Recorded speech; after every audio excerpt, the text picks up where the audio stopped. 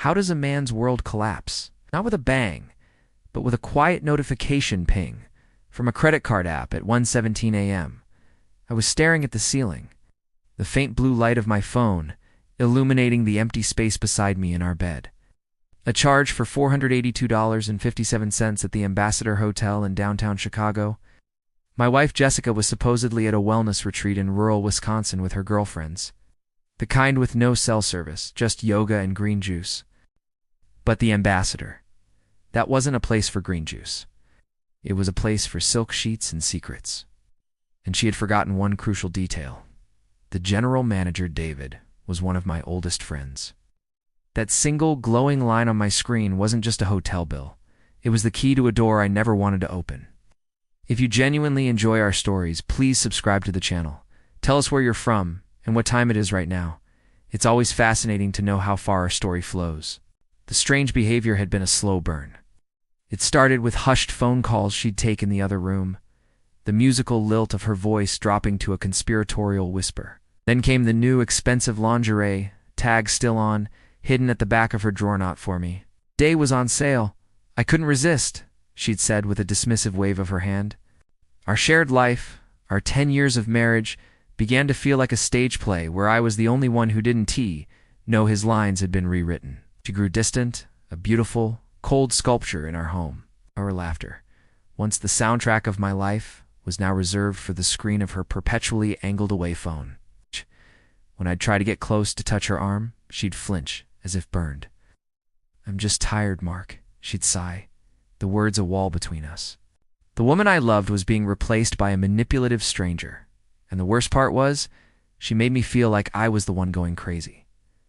The breakdown happened on a Tuesday. I found a receipt for a dinner I wasn't at, 2 ribeye steaks, a bottle of expensive Cabernet from a restaurant on Rush Street. It was dated from a night she was supposedly working late. I confronted her, my hands shaking as I held the flimsy piece of paper. She looked at it, then at me, her eyes as cold and gray as a winter lake. "It was a client dinner," she said, her voice flat, devoid of emotion. "You're being paranoid." She didn't just lie. She wielded the truth like a weapon, twisting my love and trust into a pathology. That night, I sat in my car in a deserted parking garage, the city lights of Chicago blurring through my tears. The humiliation was a physical weight, crushing the air from my lungs. The man who was supposed to be her rock, her partner, was a fool. And in that concrete tomb, something inside me broke. The loyalty, the softness, it all bled out onto the cold floor. What was left was something harder, something strategic. The first call was to David at the Ambassador. "Dave, it's Mark," I said, my voice steady, betraying none of the storm inside me. "I need a favor, big one."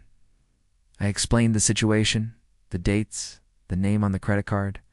The silence on the other end of the line was heavy. "Mark," he said finally, his voice laced with pity. "She was here, checked in with a guy. I'll get you the security footage from the lobby and the elevator banks, legally, anonymously. It'll be on a drive for you by tomorrow." The next day I had it. It's crystal clear, high-definition proof. Jessica, my Jessica, walking hand in hand with him. He was one of those smug, handsome Ingenuque guys from her office, the one she'd always called a work friend. They looked so happy, so untouchable. I watched them get into the elevator, his arm around her waist, her head on his shoulder.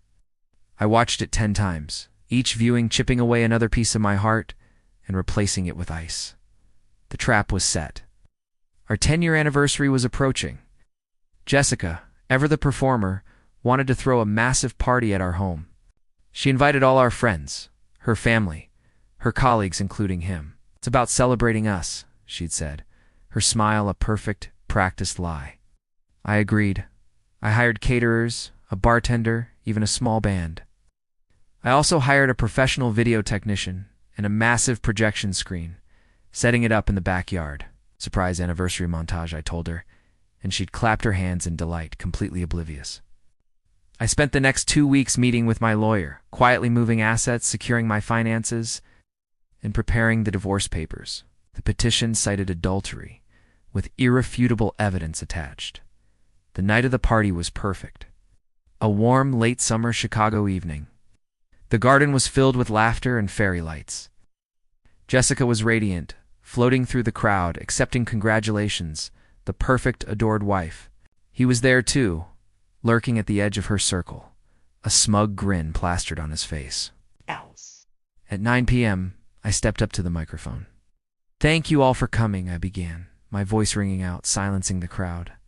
Jessica beamed at me, holding a glass of champagne. 10 years is a long time. It's a milestone built on trust, loyalty, and honesty. And in honor of that honesty, Ivy put together a little video to show you all just how much our commitment means. I nodded to the technician. The screen flickered to life.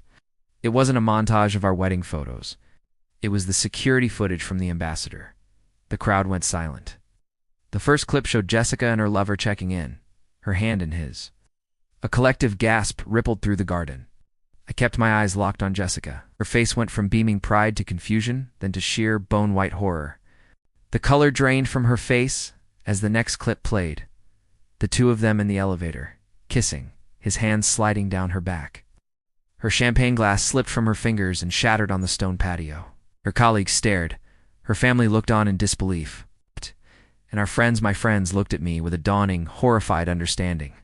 The final clip was a close-up from the lobby camera as they left the next morning, her smiling up at him with a look of intimacy she hadn't given me in years. When the screen went black, the silence was absolute. It was broken by a woman's voice, his wife. "You told me you were in Cleveland," she screamed, her voice cracking with betrayal. All eyes swiveled from Jessica to him, then to the woman who had just walked into the center of the patio. Part 2 of my plan. I had anonymously sent her an invitation an hour earlier. Chaos erupted.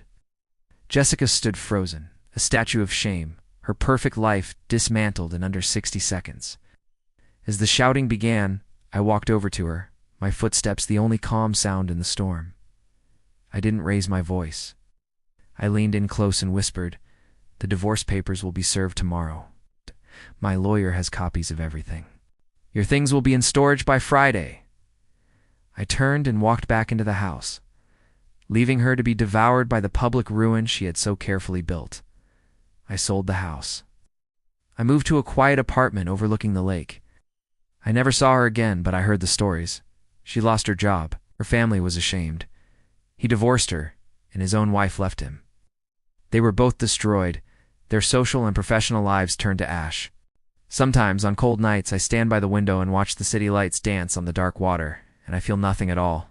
The love is gone, the hate is gone, and all that remains is the quiet.